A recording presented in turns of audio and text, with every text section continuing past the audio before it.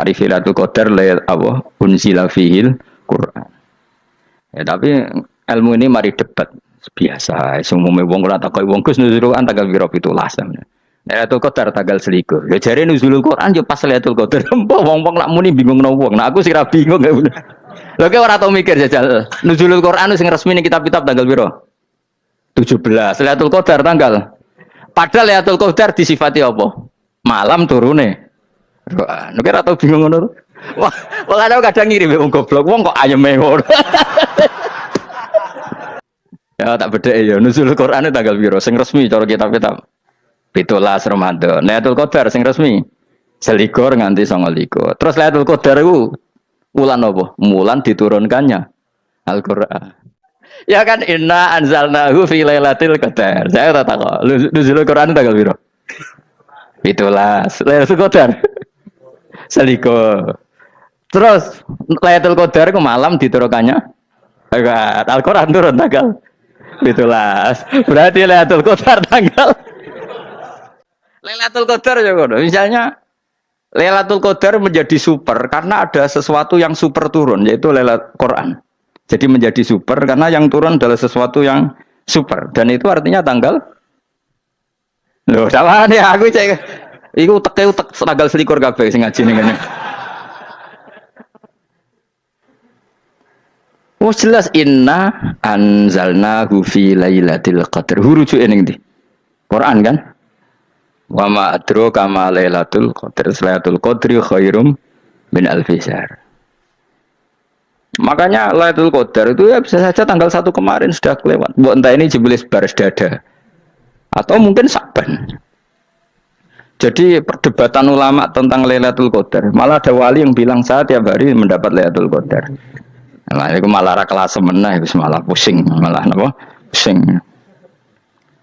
Udah enggak usah mikir itu. Jadi hukumnya Allah itu ada dua. Ada hukum itu lugu dan ini bagus. Makanya saya itu kenangan saya terbaik dalam membela Allah dan Rasul. Saya ulang lagi, kenangan saya terbaik dalam membela Allah dan Rasul itu masalah faraid. Dulu mungkin banyak yang ingat lah ketika tahun berapa lupa saya, tapi ada seorang menteri dan pakar Islam menggulirkan isu hak waris itu sama, lelaki dan perempuan sama, alasannya karena perempuan sekarang kerja. Jadi gara-gara kesamaan gender kemudian mereka ingin bagi waris itu apa? Sama lidzakari bisuhatil unsain itu ditentang.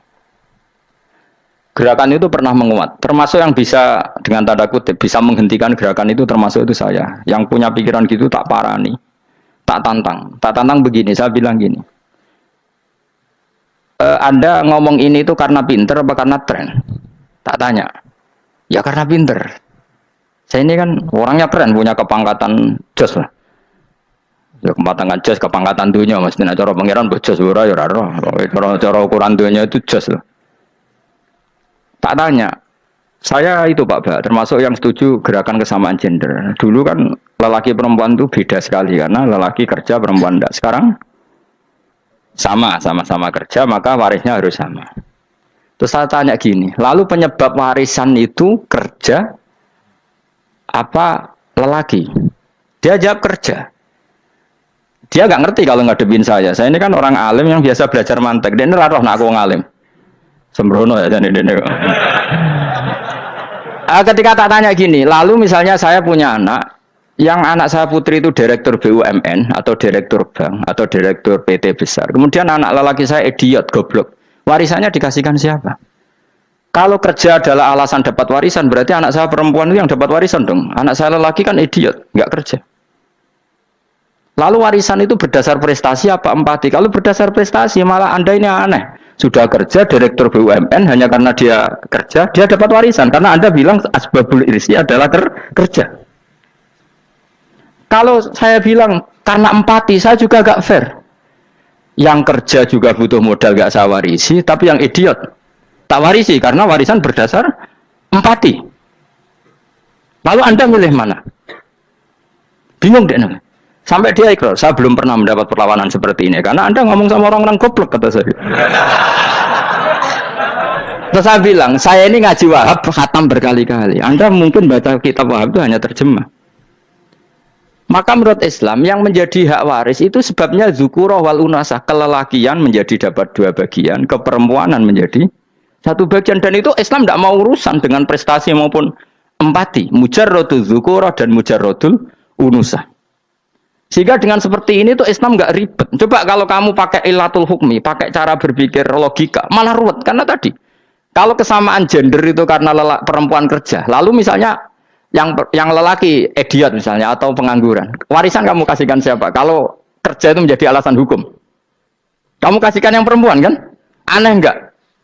Yang sudah kerja malah kamu kasih warisan, yang nganggur enggak. Berarti berdasar prestasi atau berdasar empati.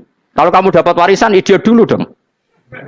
Idiot dulu, goblok dulu, kecelakaan dulu, baru dapat warisan. Karena dapat empati, yang sudah PNS enggak perlu dapat warisan karena sudah juga ruwet. Fikih seperti ini ruwet enggak? Ruwet. Nah, kata Imam Haromen, gurunya Ghazali, agama itu kadang dinuna dinul ajais. Kita ikut yang lugu saja. Allah bilang lelaki dapat 2 bagian dari perempuan, ya lelaki ya yang punya alat kelamin, penis. Perempuan yang punya farji, ya sudah gitu aja, gak usah ruwet-ruwet. Kenapa begitu? Ya sudah seperti itu. Nanti lama-lama gini kalau diterusin.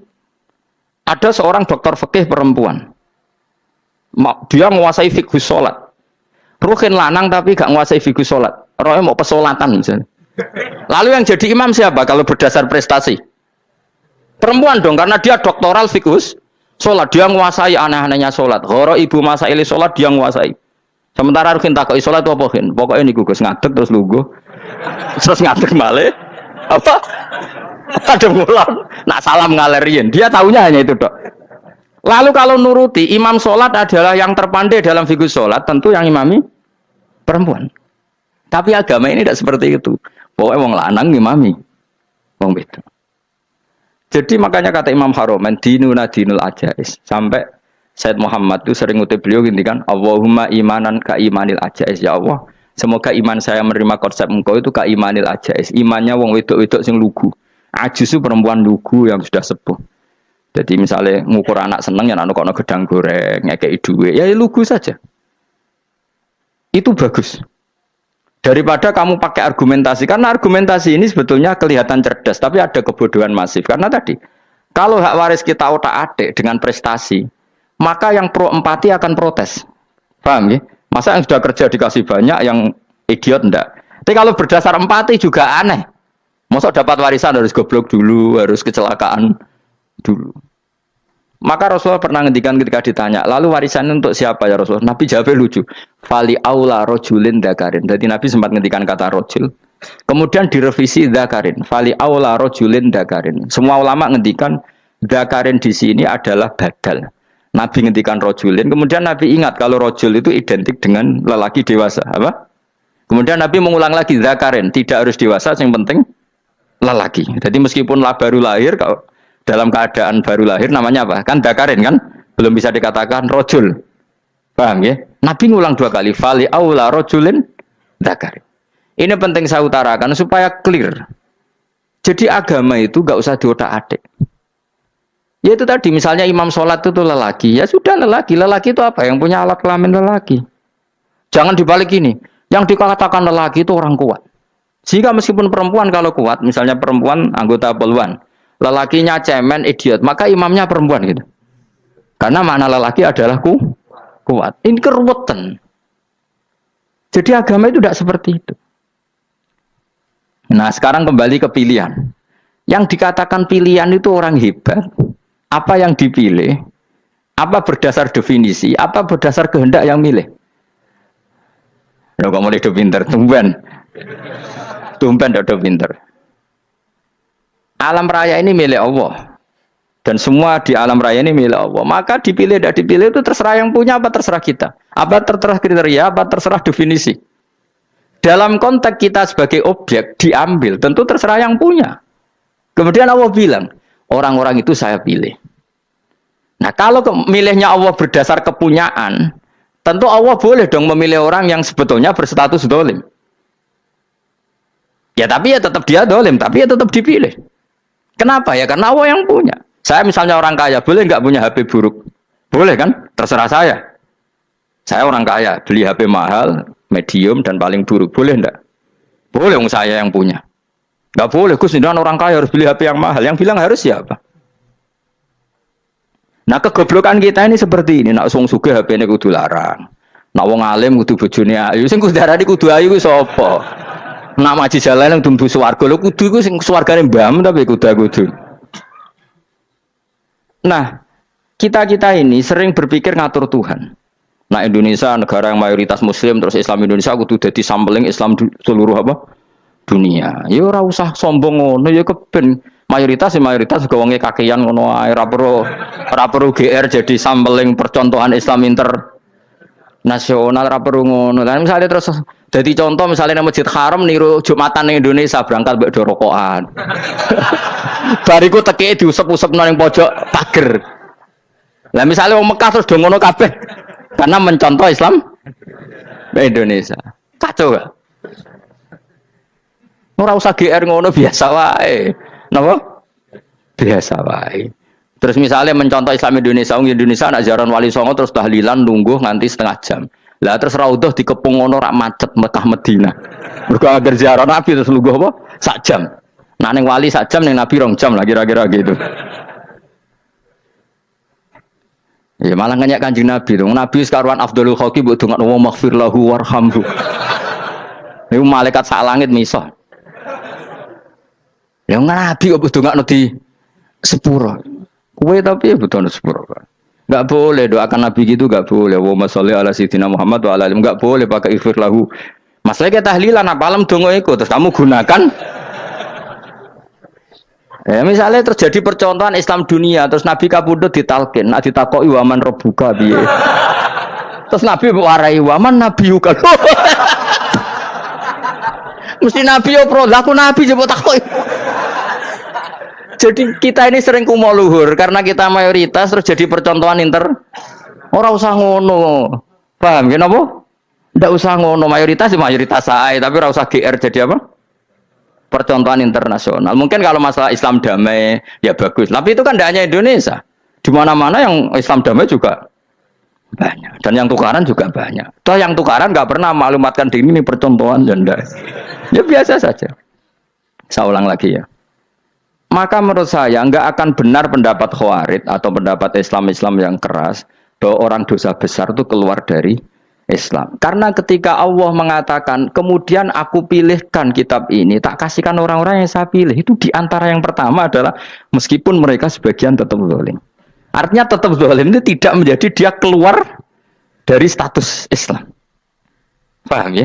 Sekarang saya tanya, yang dikatakan warga Indonesia itu siapa? Ya siapapun yang bergeografis di Indonesia, lahir sebagai akte Indonesia, ya orang Indonesia. Kemudian ada yang penjahat, ada yang maling, kita penjara. Apa dia keluar dari kebangsaan Indonesia? Enggak kan? Sama ketika orang Islam menjadi zina dan fase koruptor, keluar dari Islam enggak? Enggak. Karena Allah tetap bilang faminhum. Apa? Faminhum. Jelas ya? Wes kayak ngarah Khawarij. Kenapa? Kalau Khawarij cara berpikir itu ekstrim. Setiap dosa besar itu mengeluarkan orang dari status Islam. Itu bahaya sekali. Karena nanti kalau itu iya, kita akan kehilangan banyak orang nopo Islam. Makanya Nabi nanti ngendikan, saya berharap yang nanti masuk surga dari umatku itu separuh, 2/3. Itu kata ulama-ulama. Kalau kita pakai mazhab Khawarij, orang Islam itu tidak sampai 1/3. Karena banyak yang keluar dari Islam. Duwe keris gak Islam, duwe akeh gak Islam, nglakoni jimat gak Islam, nyekel patok gak Islam, dosa gede gak Islam, korupsi gak Islam. Terlalu banyak yang kita usir dari Islam. Lalu kita ngusir atas nama apa? Coba. Kalau atas nama Tuhan, kamu tidak Tuhan. Atas nama wakil Tuhan, Tuhan tidak pernah mewakilkan ke Anda. Orang-orang mandate. Yang kita tahu dari Quran ya ayat ini, tsumma awrasnal kitabal ladzina astafaina min ibadina. Kemudian kitab ini tak kasihkan orang-orang yang saya pilih. Dan orang yang saya pilih itu faminhum zalimul li nafsi. Dan sebagian dari itu adalah orang dolim. Dan itu jelas bagian dari itu. Artinya keluar apa masuk? Keluar apa masuk? Masuk. Meskipun ya yang dolim tetap berstatus dolim. Kayak warga Indonesia, ini semua warga Indonesia. Paham ya? Yang maling ya tetap warga Indonesia. Meskipun ya tetap maling. Jelas ya? Betul ya? Makanya ahli sunnah itu pendapatnya falam nukafir mu'minan bil wisri. Kita tidak akan mengkafirkan orang mukmin hanya karena melakukan dosa. Kenapa ya? Karena Allah bilang faminhum setengah sangking itu masuk bagian dan itu luar biasanya Allah disebut istofaina. Tetap orang-orang apa? Pilihan. Maka ini penting saya utarakan supaya kita ini tidak sok-sokan ya. Terus yang zalimul nafsi pun potensi dimaafkan sama Allah. Asal dia tobat dan tobat itu sama Allah nggak ada batasnya. Malam yuhur kiri sampai apa? Nafas apa? Terakhir. Dan kadang orang itu sebetulnya nggak niat tobat, cuma ada perilaku tertentu sehingga dadian Allah itu simpati. Itu juga banyak yang diterima tobatnya Allah. Makanya kata ulama-ulama itu istighfar itu tidak syarat diampuni. Yang menjadi orang terampuni itu kehendak Allah. Istighfar itu bagian kecil dari syarat-syarat itu. Tapi bisa saja orang tanpa istighfar tapi diampuni Allah. Misalnya Allah dawuh wa yaghfiru ma duna dzalika limay yasha. Itu bukan limay yastaghfir tapi limay yasha. Contoh masyhur kan kamu pernah dengar kan ada orang nakal itu, mumisah itu ya kira-kira lonte atau apalah. Dia datang pulang ketika melihat anjing ngeleti pasir dia berpikir ini kehausan kayak saya. Kemudian dia turun ke sungai memberi minum anjing itu, kemudian Allah memaafkan dia karena itu. Pas itu di semua hadis riwayatnya dia tidak pernah istighfar. Terlalu punya perilaku yang menjadikan dia diampun. Banyak enggak seperti itu? Banyak, makanya wa yaghfiru ma duna dzalika limayasa. Mayasa itu ya yang digedaki Allah. Bisa saja kalian ini sering istighfar tapi enggak dimaafkan Allah. Tapi delala punya satu perilaku yang cara Allah itu penting, kemudian dimaafkan. Kayak Saharatu Fir'aun itu dia tidak pernah istighfar, tukang sihir Fir'aun. Dia diampuni Allah dikasih iman tuh gara-gara jadi wong Jogja. Terus ngono tok. Jadi pas mau duel adu sihir. Iku dalah dekne mendingan ya. Qalu ya Musa imma antulqiya wa imma annakuna nahnul mulkin. Monggo jenengan riyen napa kula riyen. Tapi gara-gara dekne didikan Jogja niku. Lah wong ape duel, mestinya tarung itu semakin cepat mengambil kesempatan kan semakin menang.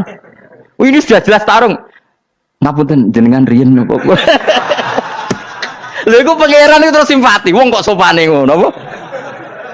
Akhirnya Allah memberi iman gara-gara apa? Imma antulqiya wa imma annakuna nahnul mulkin. Monggo jenengan riyen. Lah Musa juga Allah juga enggak terima kalau nabinya kalah sopan. Sehingga Allah memerintahkan Musa adalah sopan. Mboten jenengan mawon. Jadi Nabi Musa qala bal alqu. Jadi Nabi Musa enggak jenengan riyen mawon.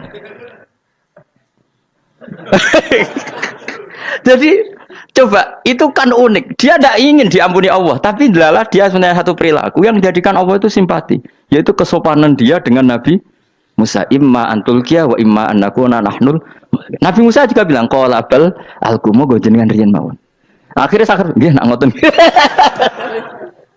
Makanya Firaun itu mangkelnya bukan main. Ketika pertunjukan itu akhirnya kan Saharatu Firaun kan kalah. Setelah kalah langsung iman. Maka kata Firaun, ini jelas Musa itu guru kamu. Cuma pura-pura saja kamu pro saya. Lah buktinya apa? Jare buktinya tadi monggo-monggonan gitu. Makanya Firaun bilang innahu lakabirukumul ladzi 'allamakumus sihr. Wah, iku mesti Musa iku gurumu. Padahal dia enggak kenal sama sekali. Cuma gara-gara monggo-monggonan tadi itu akhirnya terus pikirannya Firaun. Wah, mesti kenal suwi mau gayane tok. Mergo gara-gara monggo jenengan riyen. Mboten monggo jenengan. Jadi makanya sampean jangan putus asa. Makanya keliru sekali kalau kita bilang diampuni Allah nunggu istighfar. Enggak. Tentu istighfar penting, kita sepakat. Istighfar itu penting, kita sepakat. Tapi itu tidak satu cara-caranya Allah untuk orang bisa diampuni. Nabi misalnya ngendikan ana wa kafilul yatim kahateni fil jannah. Coba. Orang sering istighfar sama kafilul yatim, kira-kira surganya cepat mana? Cepat kafilul yatim meskipun enggak istighfar. Kalau istighfar terus tapi medit ra karuan. Tak jamin mungkin rokok alamatnya medit jelas nen rokok aku roh. Terus jelas. Al-bakhil qaribun minan nar, jelas alamatnya deket-deket situ lah, paham ya? Wis jelas as-sakhi qaribun minallah, qaribun minan nas, baitun minan nar. Nah al-bakhil apa? Baitun minallah, baitun minal jannah, qaribun minan nar. Jadi wong medit itu ya deket-deket situ alamatnya sudah jelas deket-deket neraka. Ana wa kafirul yatim kahataini fil. Berapa? Apa semua yang dimaafkan Allah Nabi nyebut syaratnya istighfar? Kebanyakan malah enggak. Orang alim misalnya. Makanya orang alim kalau jarang istighfar kamu enggak usah iri. Orang alim tuh mulang tok. Itu langit bumi mintakan ampun. Wa innal alima la astaghfiru lahu man fis samawati wa man fil ard hatta khitan fil bahr. Orang alim itu otomatis dimintakan maaf oleh langit dan bumi sampai iwak ning laut. Mereka jendur aku sebab jangan istighfar. Aku sing istighfar sakeh sembrono. Langit bumi no. Mulane kula nu jarang istighfar bukan karena saya sombong, memanfaatkan istighfar mereka no. Dan saya yakin itu lebih mandi timbang istighfar saya. Mon koman fi samawati nglebokno Jibril, Mikail. Orang-orang keren no, makhluk-makhluk no keren. Saya baru cari hadis yang wa innal muta'allim sing ijek belajar tapi belum ketemu. Nanti kalau ketemu tak kasih tahu apa? Karena hadisnya yang saya baca masih wa innal alim apa? Orang alim jadi agak ketat. Nah, nanti kalau sudah ketemu wa innal muta'allima. Nanti dicari. Tapi pasti palsu kalau ada itu. Karena semua tagnya itu apa? Alim.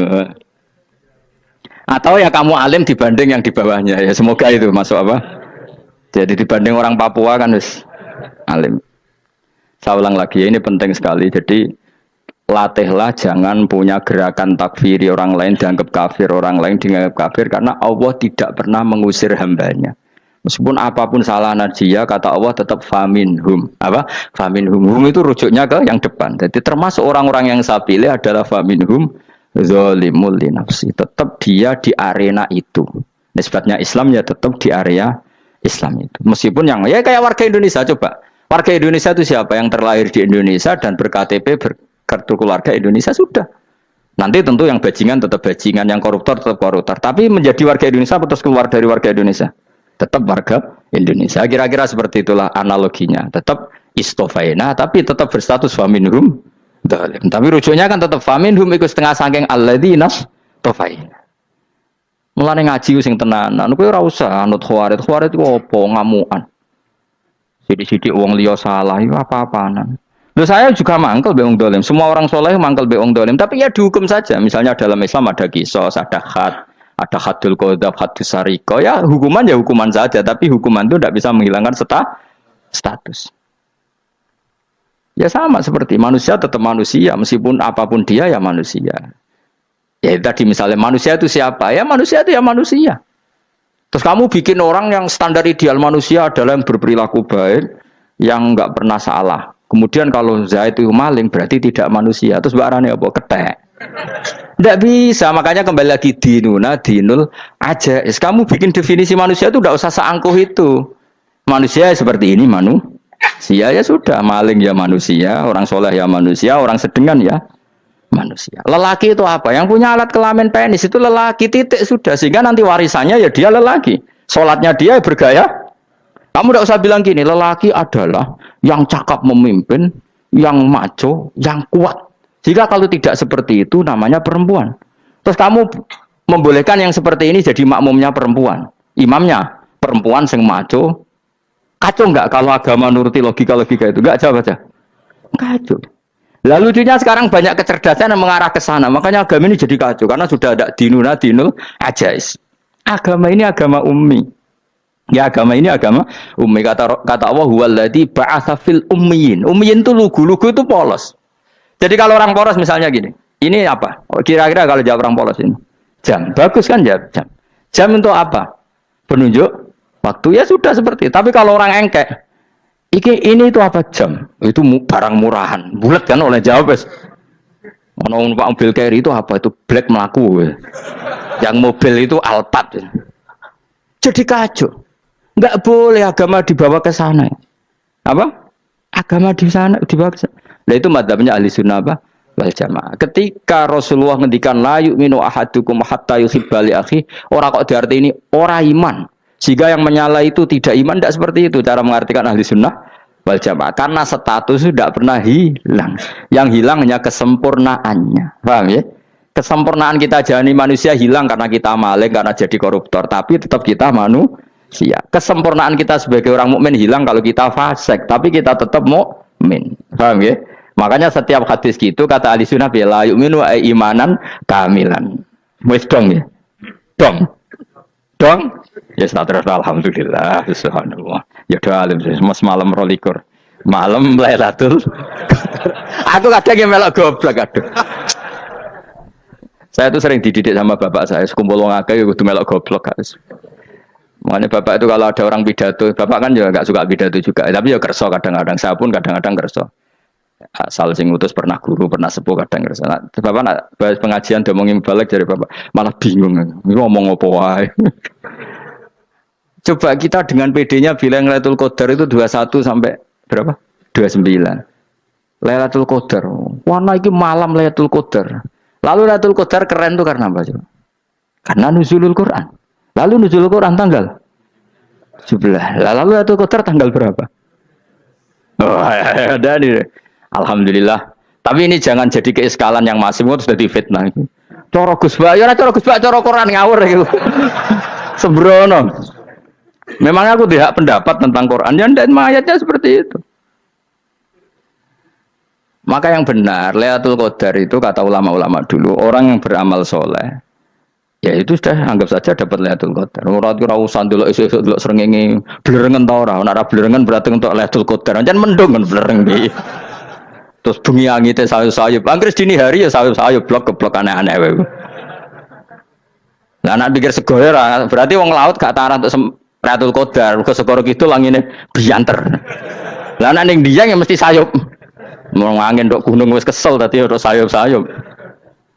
Gawe ukuran ojo ngono, gawe ukuran ngono rak wong Dieng luwih ngrasa entuk Lailatul Qadar timbang wong segoro kidul.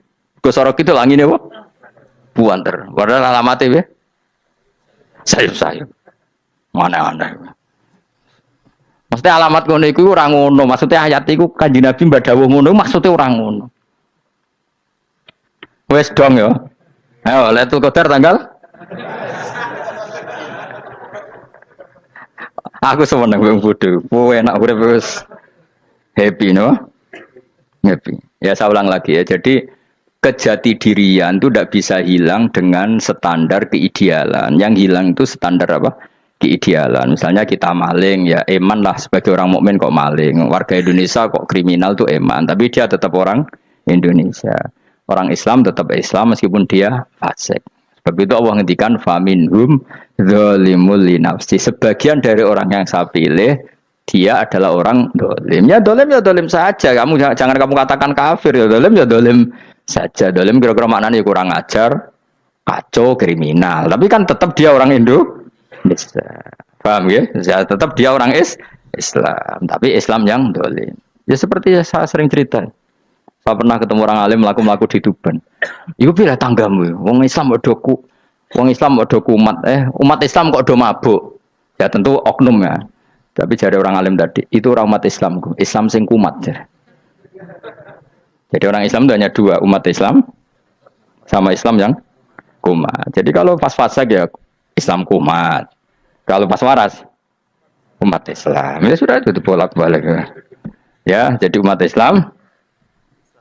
Jadi kalau di Jogja atau di Jakarta ada orang mabuk, itu berarti Islam sang kumat. Kalau pas ngaji umat Islam. Tapi kadang orang yang sama ya kadang umat Islam, kadang Islam yang kuman.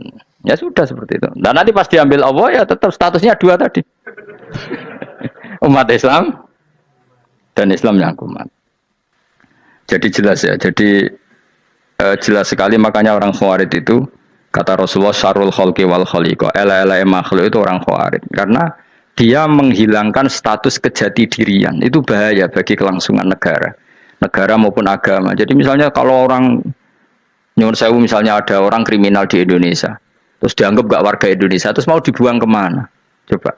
Sama kalau semua orang Islam yang salah dianggap kafir, terus lalu mau kamu buang kemana? Padahal dengan kamu katakan kafir, artinya dia sudah tidak wajib sholat. Orang kafir tidak wajib sholat, tidak wajib puasa. Apa tidak lebih ngeri? Karena dia tidak berkewajiban melakukan ibadah-ibadah Islam. Berarti Anda lebih ridho dunia ini rusak. Jadi kalau misalnya Zaid karena megang patok kuburan atau melakukan dosa besar kamu katakan kafir. Setelah kafir dia wajib sholat enggak? Tidak kan? Wajib puasa enggak? Berarti kan malah jura-jura. Karena mendorong orang keluar dari ring permainan kesalehan. Tapi kalau kita katakan Islam, kemudian kita bina. Kan ini jadinya aset. Dengan kamu katakan Islam artinya menjadi aset kan? Bandingkan kalau kamu katakan keluar. Paham ya? Makanya Nabi ngendikan umatku itu apa? Khawarij. Karena ini bahaya. Bahaya. Negara juga gitu. Andai kan kita berpikir ekstrim, yang melanggar negara tidak warga Indonesia. Yang demo tidak warga Indonesia. Sing beda pendapat dengan pemerintah enggak warga Indonesia, negara ini habis. Kehilangan 50% warga Indonesia. Ya biasa saja, yang salah ya salah, tapi tetap warga Indonesia. Kalau secara aturan hukum harus dihukum ya dihukum. Asal objektif, asal adil. Kayak misalnya santri saya, yang santrinya Gus Bak itu siapa? Ya pokoknya sing ngaji. Kamu nggak usah pakai definisi ideal, sing ngaji, sing paham, sing ora ngantuk, sing pinter. Yo ngiyai dul kok. Mana aneh. Jadi nek sing bener piye? Sing santri Gus Bak piye? Ya sing ngaji. Lah sing piye ya pokoke anggere sing teko ngowah-ngowah ya wis melok mlebu. Ora paham yo ngaji, paham yo ngaji. Wong didelok kolange itu pokoke anggere sing teko ngono. Malaikat yo ora niteni sitok-sitok iki paham to ora iki. Oh malaikat itu ono sing drengki disalahno pangeran kita jamin. Tapi bukan malaikat elit sing didrengki ora malaikat elit, malaikat awam napa? Masyhur itu kan. Innalillahi ta'ala malaikatan sayakhina fil ardi yabtahuna khilaqal dzikr. Terus Allah punya sekian malaikat yang tukang mencari-cari tempat dzikir. Khilaqul dzikri itu tempat-tempat halal haram, tempat-tempat ngaji. Kalau orang toreko ya tempat wiridan oleh mana nih. Tapi kalau orang fikih mana nih tempat diajarkannya halal dan haram. Terus setelah ketemu orang ngaji, terus kata para malaikat sing apian, halumu ila buhyatikum. Ini tempat kamu, ini orang ngaji. Kemudian ada malaikat yang agak hasud, tapi entah gimana hasudnya. Pokoknya bilang gini, itu ada orang yang datang ke situ tidak niat ngaji, nyari temannya. Kebetulan temannya itu ngaji. Maka ya Allah itu jangan masukkan kategori yang ngaji, karena dia nyari situ, nyari temannya. Kebetulan temannya itu ngaji. Tapi apa kata Allah? Hum alqaumu la yasqa bihim jalisuhum. Wes ngono lah, asal melok gabung tak sepuro kata Allah. Hum alqaumu la yasqa bihim jalisuhum. Mereka adalah kaum asal ikut duduk saja, ikut nimbrung duduk saja dengan niat yang macam-macam, tetap tak ampuni kata Allah. Tidak penting kan niat ngaji ku hiburan, alternatif di bangling omah sumpeng ngadepi bojo. Wes gak penting kabeh. Soale anggere melok nimbrung sah. Enak loh. Nah, ya alhamdulillah. Sauni-unimu. Jadi agama itu pokoknya jangan kulino merubah kesestatusan. Makanya itu hebatnya ahli sunnah napa wal jamaah. Setiap ada hadis la iman liman la ahdalah. Enggak ada iman bagi orang yang enggak nepati janji. Semua ahli sunnah nafsiri gimana? Tidak ada iman sempurna, tapi dia tetap mukmin. Cuma tidak sempurna, tidak dihilangkan status mukminnya. Masa orang Indonesia kalau maling enggak orang Indonesia? Lalu kamu buat kemana deh? Ya tetap dia orang Indonesia. Meskipun tidak ideal sebagai warga Indonesia, tapi tetap orang Indonesia. Jelas ya. Nanti summa aurasnal kitabal ladzina istofaina min ibadina. Terus orang yang istofaina itu berstatus faminhum zalimul linafsi. Tapi tetap istofaina. Tetap orang-orang apa? Pilihan. Karena kita alhamdulillah apapun fase kita dipilih Allah menjadi orang Islam. Alhamdulillah alladzi hadana li hadza ma kunna linahtadiya laula an hadana Allah. Dan kita alhamdulillah dengan segala kekurangan kita tetap dipilih Allah menjadi muslim. Ora terima muslim pembawa jalalan, enggak keren ta Mas. Jasa napa? Jasa. Muslim pecinta Lailatul Qadar meskipun salah tanggal. Ayo gumun wong. Gak tau mikir ono to kan? Iya, soalnya aku lah ya yakin itu Qadar tanggal 21. Karena suara mayoritas suara Tuhan. Bola ya melok goblok kan. Bola nang anggar malam 21 ya wiridanku tak tambah. Meskipun aku ya rada eskal tapi Gusti niku suarane tiyang kathah nderek mawon. Oh, inna anzalnahu fi lailatul qadar. Quran itu tak turunkan pada malam. Jadi normalnya Lailatul Qadar itu berbarengan dengan malam. Tapi wis rasa mbok imani biasa wae, mari fitnah ngare wah. Nah biasa. Jelas Lailatul Qadar itu bisa kapan saja. Nah ulama dulu bilang ya bisa kapan saja. Cuma kata ulama-ulama bisa saja diturunkan di tanggal itu. Ya bisa itu karena memang nuzulul Quran itu kan tidak semuanya di tanggal 17 sebetulnya. Jadi di mana-mana itu ada simbol-simbol yang dipakai. Istilahnya tanggal 17 itu simbol. Memang kebetulan ada yang tanggal 17. Tapi kita tahu kan yang turun di Haji Wada juga banyak. Coba Haji Wada tanggal berapa? 9 Arafah. Bulan apa? Dzulhijjah. Dan banyak ayat turun Isra Mi'raj misalnya.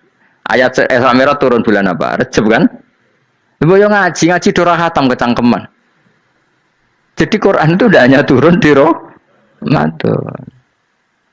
Ya biasa saja. Makanya kayak saya itu kan biasa ngaji Quran ya setiap saat anggap Lailatul Qadar. Cuma kita ya ikut umumnya orang Lailatul Qadar itu tanggal 21, 23. Aku lah senang malaikat yang bagian panitia itu ben jelas fokus di tanggal itu. Tapi kamu jangan pernah berpikir menafikan hari-hari lain bagi ulama tertentu, bagi wali-wali tertentu. Mereka ngalami Lailatul Qadar kulalailah. Banyak wali yang bilang saya ngalami Lailatul Qadar kulalailah, maksudnya karena kulalailah zaman Nabi itu pernah dituruni Quran dan semua itu artinya Lailatul Qadar. Tapi tentu ada simbol. Kayak kemerdekaan Indonesia itu dimulai tanggal berapa? 17 Agustus. Sebetulnya ya enggak. Ketika Jepang kalah itu ya sudah merdeka. Dan daerah tertentu sudah lama dulu merdeka kayak Aceh. Karena dia tidak merasakan dijajah Belanda. Daerah tertentu ada setelah diproklamasikan tetap berjibaku dengan penjajah. Banyak enggak ketika diumumkan kemerdekaan masih yang berjibaku ngelawan penjajah?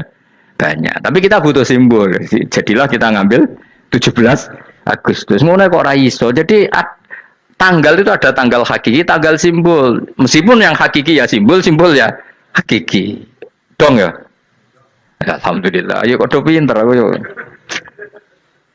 Maksudnya ben kulino mikir, ben urip itu gak glonyar-glonyor ora jelas.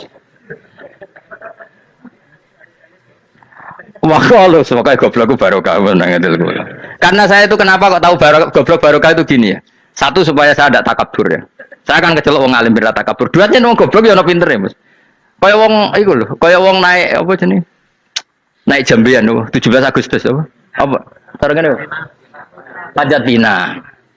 Itu kan nilainya hanya berapa yang di atas? Kira kalau di sini berapa nilainya? Kalau diberikan diuangkan. 1 juta ada. 1 juta. Bagi penonton tuh kan gini, cek goblok, demi duit 1 juta geributan kayak gitu kan gini. Wong barang angel kok dilakoni, goblok banget kan gitu, jari sing ra melok. Tapi ya delok aku seneng. Tapi kon melok ora gelem, lah duit 1 juta ya tak rewangi gitu. Orang goblok ya gitu. Dadi wong alim ku angel. Wis ngerti nak angel, maka ora usah melok barang angel kan gitu. Berarti pinter gak wong goblok ku? Tak warai ya. Dadi wong alim iku angel. Maka saya menghindari barang angel. Menghindari barang angel itu satu kepintaran. Berarti orang bodoh adalah pintar. Tawar. Jelas ya? Jelas ya? Alhamdulillah. Makanya kalau nu kadang kok pinter kowe mbak aku. Karena kamu tahu ngalim itu angel. Menghindari barang sukar itu pintar. Berarti orang bodoh itu pintar. Tapi pintar dalam kebodohan. Harus respect. Wong bodho kudu napa? Respect. Dia tahu ngapal Quran angel, ngapal hadis angel, maca jalalan angel. Sesuatu yang angel harus dihindari. Menghindari barang angel adalah kepintaran. Wes ngono ae. Dadi kadang-kadang lho GR, Gus Bab aku pinter aku. Kok iso? Dia tahu barang sulit kok dikejar. Itu kan satu kebodohan. Wes uni-unimu ngono dadi. Dan dia syukur, jadi bodoh yang syukur karena ternyata punya sisi kepintaran juga. Dalam kebodohan kita ada sisi apa? Kepintaran. Mohon kalau terus nang. Allah itu siapa? Alladzi ahallana darul muqamati min fadli. Alladzi rupane dat ahalla kang manggono sapa ladina ing kita darul muqamati ing omah kang dadi hunian. Aili qamati rumah sing dadi hunian min fadli krana mu anugerah Allah. Ya kalau nyontono bolak-balik ya. Semua ini kita di surga nanti berstatus lamanya-lama itu semua karena fadlnya Allah. Karena amal kita tidak cukup. Makanya Rasulullah pernah ditanya, ya Rasulullah betul orang surga masuk surga karena amalnya tidak, karena fadlnya Allah. Saya berkali-kali cerita dalam kitab-kitab tasawuf diterangkan ada seseorang yang nggak pernah maksiat, hidupnya taat. Kemudian ditanya sama Allah, kamu masuk surga karena apa? Saya karena nggak pernah maksiat, taat terus. Kata Allah, ya sudah kamu di sini aja 80 tahun. Ya kamu gak apa-apa di surga sini berapa 80 tahun. Si Abid tadi, ahli ibadah tadi protes. Katanya surga itu selamanya lama. Iya kata kamu kan karena amal kamu. Amal kamu di dunia kan hanya 80 tahun. Umur kamu kan hanya 80 tahun. Ya berarti surga kamu 80 tahun dong. Karena kamu menganggap surga karena amal kamu. Fair kan? Amal 80 tahun surganya. Tapi kata jenengan surga itu selamanya lama. Sing selamanya lama itu fadolku itu gak ada habisnya. Kalau amal kamu ada habisnya. Terus kata orang tadi, "Nggih pun Gusti kula mbusga fadhole jalan." Gak aku kecewa jare. Jadi orang itu harus pakai logika. Makanya agama ini ojo nuruti cerdas sing enggak punya sanad. Lalu gunanya amal apa? Kalau kita masuk surga mergo fadhole pangeran, bocah kok geblek gendeng campur gak di sanad. Kita ini punya sanad dari guru-guru kita. Kalau semua surga Allah mensifati itu min fadli, ada unsur fadlnya Allah meskipun kita ngamal. Karena tadi kalau karena amal kita hanya sak soleh-solehmu 80 tahun. Iku enak soleh terus. ABG puber pacaran tua dadi mubalek ya ta ora? Ayo ngaku ae. Tuane delok nduang dutan gede-gede sunah Rasul. Coba kewapir suwi bareng Islam anyaran sudah dadi mubalek banyak. Artinya enggak 80 tahun total kita jadi orang apa? Soleh. Mustafa teteng soleh ya lagi gayane saiki khusuk. Bisa numpak trail gaul. Untung ngono Harley dhisik. Nah, kalau karena amal kita berarti kita di surga hanya 80 tahun. Terus kata Allah, "Lah tapi kata jenengan surga selamanya lama. Yang selamanya lama itu fadl saya. Anugerah saya itu tanpa batas." Makanya kita tetap yakin kita seperti ini nanti di surga itu kabeh fadlih Allah. Seperti nas di sini apa? Alladzi ahallana darul muqamati min fadli. Bukan karena amal tapi apa? Min fadli. Bahwa amal kita itu ikut dipertimbangkan iya, tapi ya termasuk yang dipertimbangkan, bukan segala-galanya. Yang paling menjadi abadi di surga adalah fadlih Allah, karena fadl dan rahmatnya Allah itu yang tidak terbatas. Jelas ya nama ayatnya apa? Alladzi ahallana darul muqamati min fadli. Laya masuna orang kepona ing kita via ing dalam jannah pona sobun apa kangelan eta abun si kangelan walaya masuna lan orang menyentuh nak ing kita via fil jannah poluhu pun apa kerepotan. Aya untuk kesip kepayahan minata api saking repot li ada mitaklifi krana ora anane mukallaf via ing dalam jannah. Ning swarga supaya enak ora perlu traweh, ora perlu macem-macem.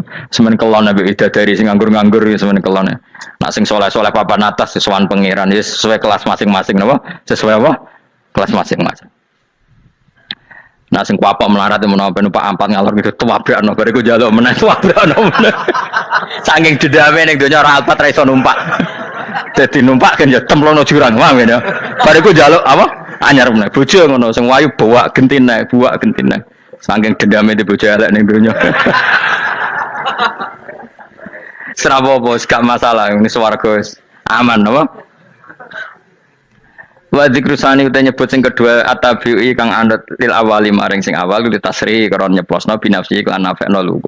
Maksudnya nasab manane repot, lugu yo manane repot kok diatafno berarti bener-bener ning akhirat itu ya ora ono repot, ora ono kangelan. Waladina uta wong akeh kafaru kang kafir sapa ladina, iku lahum tetep kedhe ladina naru jahannam ten neraka jahannam. Orang-orang kafir itu pasti masuk neraka. La yuqtal. Maksudnya kafir dan dengan definisi yang mati alal kufri. Kalau masih di dunia kamu tidak bisa menvonis si A si B pasti kafir karena finalnya adalah di husnul khotimah atau suul khotimah. Maka status sekarang kita dikatakan mukmin ya sekarang, yang sedang kafir ya sedang kafir. Bisa saja yang sedang fasik nanti mati soleh, yang sedang soleh nanti mati fasik. Makanya kita nggak berhenti doa apa ya muqallibal qulub tsabbit qalbi ala dinik, karena kita tidak pernah tahu. Makanya status kafir ya wa matu wa hum kuffar. Sebagian ayat apa wa matu wa hum kuffar, status yang permanen adalah dalam keadaan mati, dia dalam keadaan kafir. Tapi kalau masih di dunia gini nggak jelas. Makanya saya suwun ya, kalau kita harus toleransi sebagai warga Indonesia, kalau kamu orang alim, toleransi atas nama agama, karena yang sedang kafir pun tidak jaminan selalu kafir. Jadi kita tidak perlu musuhan, karena memang semuanya tidak mesti. Ya itu kalau atas nama nopo agama. Kalau atas nama negara ya memang kita berkawan atas nama sama-sama bangsa nopo Indonesia. Kalau atas nama agama ya memang nggak mesti juga. Bisa saja mereka husnul khotimah. Kita tidak pernah tahu. Makanya Allah terbilang wa qulul linnasi siapa husna, dengan siapapun yang baik. Lah soal nak diperangi kita perang ra kudu wong kafir. Lah kowe lape dibaca wong Islam ya males. Lagi meneng ae disembelih. Wah. Ya soal itu kan bab sial, bab mempertahankan apa diri. Itu udah harus dengan orang apa? Kafir. Misalnya ada penjahat mau membunuh istri kamu tentu dibolehkan Islam melawan. Paham ya? Makanya di kitab-kitab fikih diterangkan ada bab di mana harbi itu kafir yang melawan kita itu boleh kita lawan. Tapi kata sarah itu udah harus kafir. Dalam konteks apa? Kita mau digarong orang atau istri kamu mau diperkosa orang, ya kamu wajib melakukan perlawanan. Jadi tidak adifa anil dzali apa adifa anin nafsi. Makanya Nabi mengatakan mangkutila duna mali bahwa syahid. Jadi itu kan disiplin fikih. Makanya ngaji ya. Makanya tatu soleh juga gitu. Orang soleh yang sedang soleh nggak boleh kumul luhur, bisa saja suul khotimah. Kita punya cerita banyak. Misalnya Khalid bin Walid, Wahsy itu kayak apa Nabi bencinya sama Wahsy karena pembunuh Sayyid Hamzah. Tapi dia mati husnul khotimah. Sa'labah yang punya gelar merpatinya masjid karena selalu itikaf malah suul khotimah. Kita tidak pernah tahu. Dan tidak pernah tahu itu bagus. Karena menjadi mawas diri, menjadi tawadhu. Tawadhu itu ekspresinya macam-macam. Boleh ada ya ulama yang ini cerita aja ya. Ada ulama yang mau dicucup, alasannya didik santri atau masyarakat biar hormat sama orang alim, itu ya benar. Ada ulama yang nggak kerso dicucup, alasannya saya sendiri untuk melawan ujub saya, keangkuhan saya, kesombongan saya. Ini namanya ijtihad. Boleh bebas orang boleh apa? Abdul bin Mas'ud itu nggak seneng punya santri nderekno dia. Karena kata beliau dilatan ditabe wa fitnatan lil mabuk. Yang derekno itu hina, dia khawatir kumo luhur apa? Kiai kalau kelamaan di derekno itu kan kumo luhur. Kadang gawa rokok era gelem, ono sing gawakno. Bahkan nyumet era gelem ono nyumet. Padahal kok film geng Cina ae ngono. Geng Cina kan bodoh kan. Kadang kene bangga wong kok geng Cina kok apa? Tapi banyak juga ulama yang mau biar gue iling-ilingan di enggak apa-apa, semua itu ijtihad. Napa semua itu enggak apa-apa kita. Makanya saya itu ya kadang salaman, kadang enggak. Karena ijtihad kita banyak. Uwais Al-Qarni itu enggak mau salaman. Bukan karena dia menolak salaman. Dia takut kalau ada tradisi begitu, orang dicucup-cucup terus sombong. Itu juga bahaya bagi yang dicucup. Tapi ya salaman tetap sunat. Kita tetap yakin salaman itu sunat. Karena mendidik anak atau masyarakat hormat sama orang alim. Tapi kalau itu terlalu masif, nanti orang yang abal-abal menjadi keangkuhan. Delok wong sakmenake nyucup aku kabeh, keren gak? Keren apa nih? Soalnya jenengan ditakdir pun rokok aneh-aneh wae. Enggak ada yang keren di dunia. Yang keren adalah makanya Salman Al Farisi ketika dia sukses menaklukkan Persia, itu mau syukuran. Kata Salman Al Farisi, "Enggak, Jong. Kalau saya nanti masuk surga, saya mau syukuran, tak undang sampean." Saya juga punya rencana syukuran di surga. Nanti tak undang sampean. Dan enak kan nggak usah biaya undang, pesta besar-besaran. Enak seneng dugem-dugem ini kan orang maksiat. Sekono go babonmu, widadarimu go. Piro kan widadari ora jare 70. Piro Mas? Nggih rencana piro Mas? Piro? Kok kan 70 Mas. Nanti tak undang. Saya punya rencana, pokoknya sekali masuk surga bersyukuran besar-besar. Kayak tak undang ra ono berarti ning neraka.